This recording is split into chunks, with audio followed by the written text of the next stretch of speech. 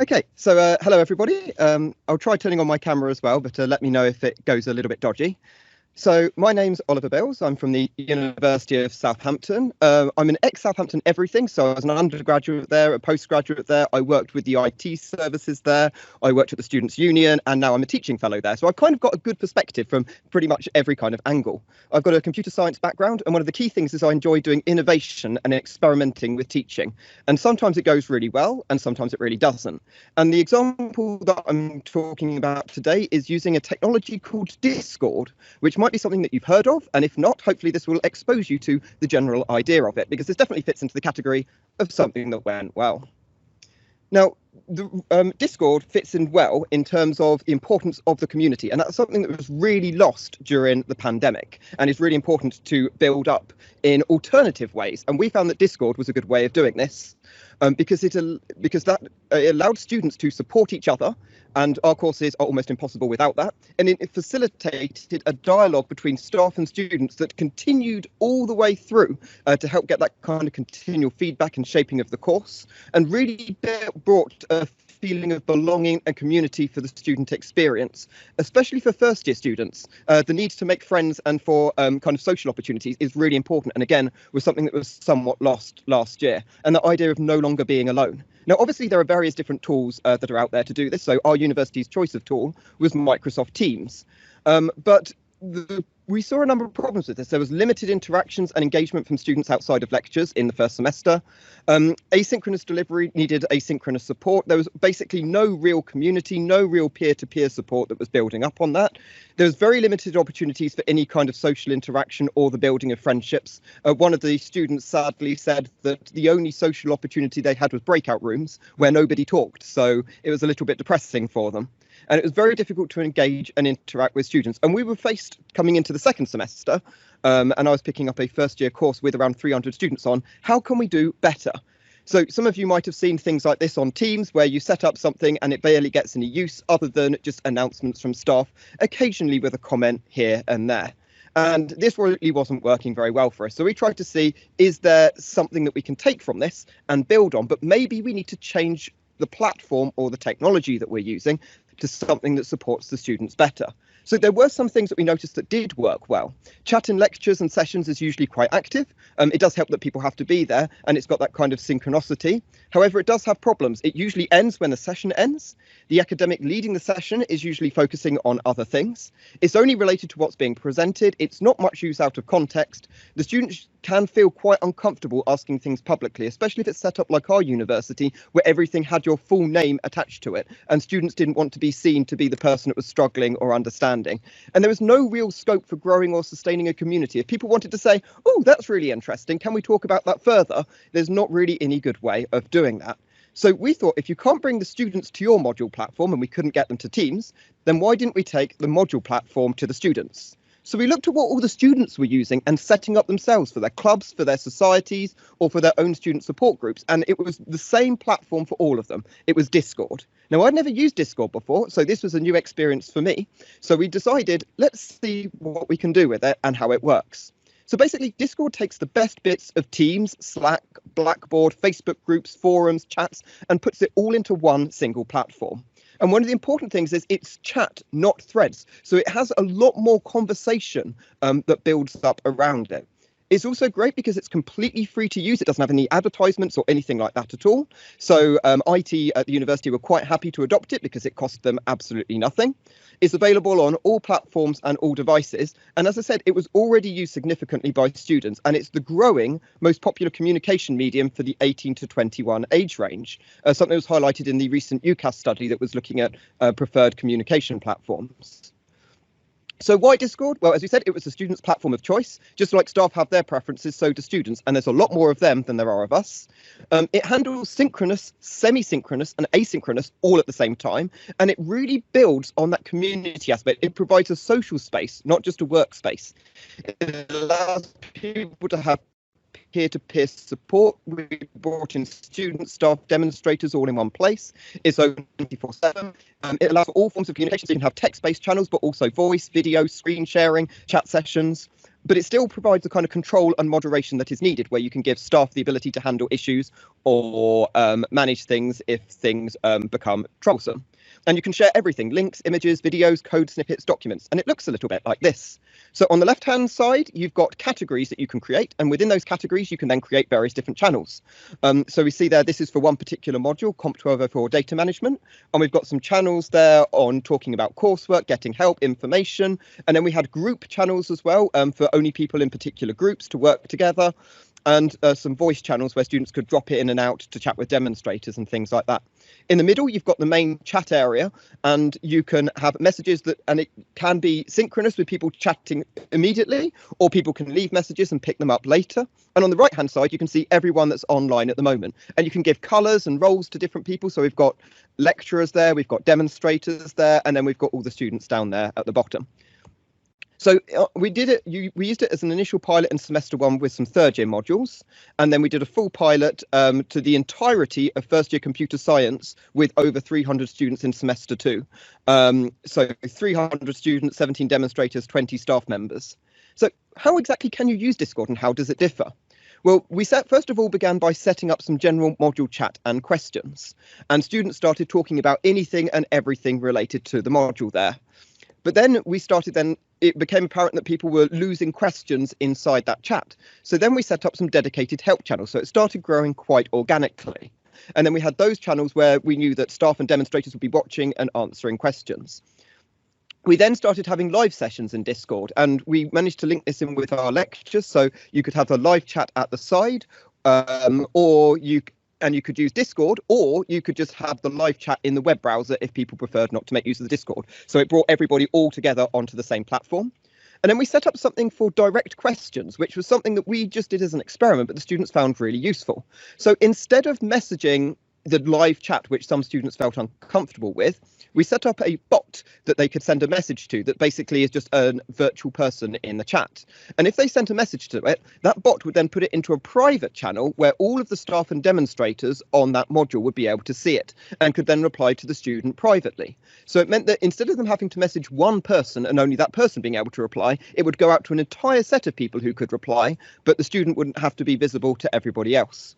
We then started setting up tutorial groups, and you can have automatic permissions so that they stay in these groups even between sessions. So unlike breakout rooms that are often random, the same group of people could meet up again and again and again and have their own private space to work together. We set up coursework support. We then set up a rep channel, so as soon as there were any issues or problems, students could give feedback and we could deal with it and respond to it immediately. And that really built a very good relationship between the students and us, and particularly during the COVID times, because we were trying out a lot of things. Some things worked, some things didn't, and they could immediately tell us what worked and what didn't, and we could fix it there and then. And then we brought on a help desk service with some paid PHP demonstrators that would then sit there at allotted times and answer student questions. And because it was all in one single place, you could easily see everything that was going on. It ended up just growing and growing into something massive. I ended up actually setting a virtual office up on it with channels that were limited to just my project students and my MSc students, so that I could have a continual dialogue with them rather than just what we'd done previously, where we'd meet up with them once a week. And this worked so much better than ever before. But most importantly, we encouraged social events and talks. So we started setting it up with weekly social events where people could actually make friends, and staff would come along, demonstrators would come along, students would come along. And before we knew it, we'd had this set of undergraduates that had said that they'd not made any friends and not met anybody before, making the best friends at university so far, and all being able to support each other, and that community aspect really taking off for the first time in an entire year. And then we started expanding towards general discussions with people just sharing stuff of interest around their subjects. So how did it kind of work? Well, over this entire time, there was around 100 messages on Teams, but on Discord, we ended up with over 75,000. We had 368 continually active users on a weekly basis, usually reaching around 182 out of that on a daily basis. And most importantly, my email reduction was great because all the students ended up helping each other and supporting each other, rather than me having to handle all of the emails coming in and replying on a one-to-one basis. And the feedback from the students was amazing. We got some of the highest scores out of all of the modules, and all of the comments praised the platform to the point where it got nominated for various awards the university and won those awards. And also, as an educator, made my life an awful lot easier, because once the community gets going, the students support each other rather than it being something that the academics have to do. So it's very minimal effort, and you can put in as much as you want to put in. There's no real student data considerations because it's all held separately off the platform. So Discord is just where the communication and chatting happens. We linked all the accounts to a university account, which meant that the staff know who the students are, but the students don't know who each other are, so they could use whatever names they wanted. And that anonymity between students, unless they wanted to be non-anonymous, really made a massive difference. Also, as we said earlier, it's completely free. There's some more data here, and I'll share the presentations if people are interested. But just very briefly, just for the last minute, I'll just go through what did the students say about it. They really liked Discord as a platform. It had a lower barrier to entry. It's easier to engage with, and it's a good platform to link other places together. And while students are generally tech savvy, just because they can use platforms doesn't mean that that's what they want to do. So by using the platform that they were already using for everything else, the students were already online. They already had accounts. They've already got it on their phone, and they're monitoring the messages, and they're joining in. And many students said that they just wouldn't go onto Teams in the evening, but they're already sitting on Discord for all of their fun and stuff outside of university. So we took to a platform that most of them were already using, that they were comfortable with, had multiple modes of communication, and it went incredibly well. And as you can see here, a lot of the comments from the students were incredibly positive. And again, I'll make this presentation available so you can read through some of it. But basically, when we asked the students, the overwhelming majority is, can we keep this and maintain it even after we return? Because the benefits of everything and having that community that they could just join in from their computers whenever they wanted and meet up with everybody was incredibly useful. And it's worthwhile being aware of this because Discord is launching university hubs, and this is happening whether or not universities opt into it or not. So it gets linked to a university email address, it gets promoted to all students on Discord at your university, and staff and students can create their own servers that link to that hub. So if you don't get on top of this before the students do, then the students will be controlling that entire thing. So this is a good opportunity for you to get in. So just to finish off, it takes about 5 minutes, it costs nothing, and it requires no IT support from your university to set up a Discord server. So although I've introduced you to some of the concepts and the success we had with it, really to understand it, just like with many things, you have to give it a go.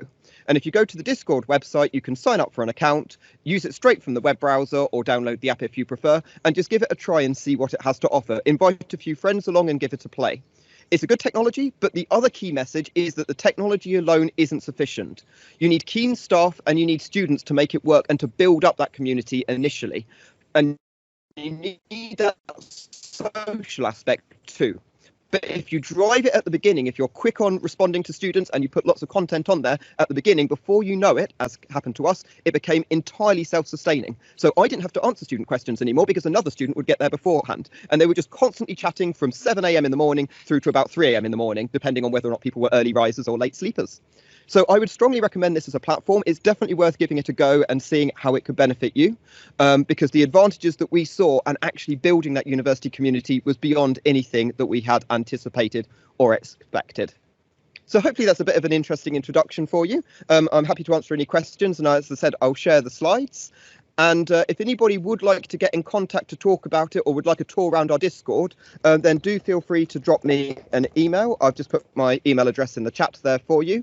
And I'm more than happy to give you a bit more of a longer tour, show you the lessons learned, give you a tour of our server, and help you set up your own if that is something of interest. Thank you very much, everybody. Wow, thank you, Oliver. Another great presentation. And I have to say, this is a first for the webinar series to have a presentation coming from a field. So you do get top marks for making that happen, because otherwise we wouldn't have had this wonderful presentation. So thank you.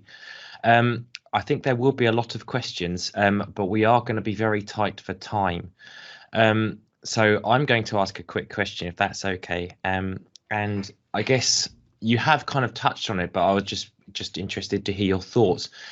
At the University of Kent, within the survey that I was talking about at the start, a couple of the students, they actually mentioned that they have started to create their own channels in Discord already. So I hadn't heard of it either until you submitted the talk, and I started to look into it. And then I saw the the survey results, and some of the students were saying that they were using this, and I was like, wow, okay, this is something we need to kind of look into then to see what's going on.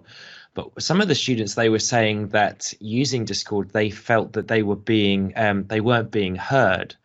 So I know that you said that you created a chat bot within there to kind of filter those messages. Are there any other tips that you can suggest to stop this happening? So one of the great things about Discord is it's a completely open platform, so you can build extra things for it, which is again one of the advantages over Teams. So there's lots of stuff that's out there available for it already. So there's things like poll bots, there's things like message bots. You can add a lot of interactivity into the channels and things, so that can give a good mechanism. But something that we found that was really useful was to put the students at the heart of it, so you can control the permission. So we actually gave the students the permission to create their own channels, to manage the categories and to set up things they wanted, so they could build a structure that worked for them. So right from the very beginning, we basically gave students full trust, with the view of if they abused that trust, we would handle it otherwise. So they created channels to split stuff into conversations or topics that they wanted. They created their own peer support channels. They created their own study groups, all on the platform. And although we still maintained overall control of it, by putting it in the hands of the students and getting them to work out what worked for them, it ended up kind of growing in a way that resolved any such issues. So we didn't have any issues like that ourselves than if we'd tried to, as academics, worked out and thought what we thought would work for them. So by putting the students at the heart of it, I think was part of what made it so successful. Fantastic, thank you. I'm so sorry, but we are going to have to stop there, just in the interest of keeping to time. But if you could answer any of the questions in the chat, Oliver, that would be fantastic. And I think I'll definitely be sending you an email after this to chat about this a bit further. So thank you for your time. Thank you. Thank you very much, and very happy to answer any questions in the chat. Thank you.